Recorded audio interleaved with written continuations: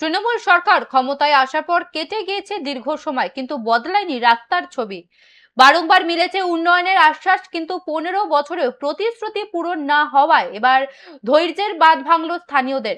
মহেশতলা পৌরসভার 30 নম্বর ওয়ার্ডের বরকানতলা এলাকায় সোমবার সকালে রাস্তার সংস্কারের দাবিতে সরব হলেন এলাকার বাসিন্দারা।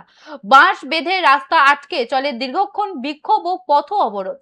সোমবার সপ্তাহের প্রথম দিনেই স্কুল ও অফিসের ব্যস্ত সময় সকাল থেকে পথ অবরোধে সামিল হন কয়েকশো মানুষ।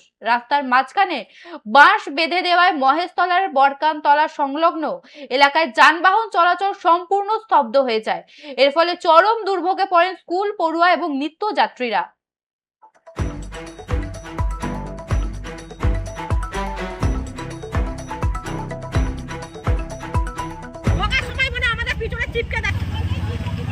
রাস্তাটার কলটা ওখানে পাইপটা পঞ্চায়েতের ফেটে গেছে অনেক দিন, আজ 1 মাস হয়ে গেল। পঞ্চায়েতের লোকে বলা হচ্ছে, তারা বলছে আমাদের পঞ্চায়েতের লোক টাকা দিচ্ছে না সরকার, আমরা যেতে পারবো না। এবার কালকে দুজনকে বলা হয়েছে, তিনি বলেছে 3000 টাকা লাগবে। ঠিক আছে, এবার ওরা বলেছে আমরা 2000 দেবো, এবার চাঁদা তুলে ঠিক করবো। এখন দেখি সকালবেলা এসে পৌরসভার ওই যে বাঁধ ছেনি দিয়ে ফুটো করছে। কি সমস্যা আপনাদের? এই সমস্যাটা এই দীর্ঘ 7-8 বছর ধরে একই হাল হয়ে আছে। এই রাস্তা কোনো সংস্কার হয় না।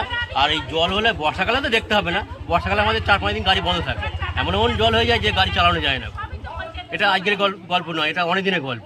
বন্ধ করেছে, খুব ভালো হয়েছে, তবে জানিয়ে করলে ভালো হতো, আমরা গাড়িটা চালাতাম না, জানিয়ে যেতাম আমরা। এখন তো দেখা যাচ্ছে ভালো করেছে, ঠিকই করেছে, অবরোধটা আগে করা উচিত ছিল, অনেক আগে করা উচিত ছিল। এই রাস্তার সমস্যা কি? এই জল নিকাশি ব্যবস্থা নেই, নিকাশি ব্যবস্থা নেই। এই রাস্তা উঁচু করলে নিকাশি ব্যবস্থা কোনোদিন ক্লিয়ার হবে না। নিকাশি ব্যবস্থা জল স্নান করতে পারছি না, হাফ কল ঢুকিয়ে হাফ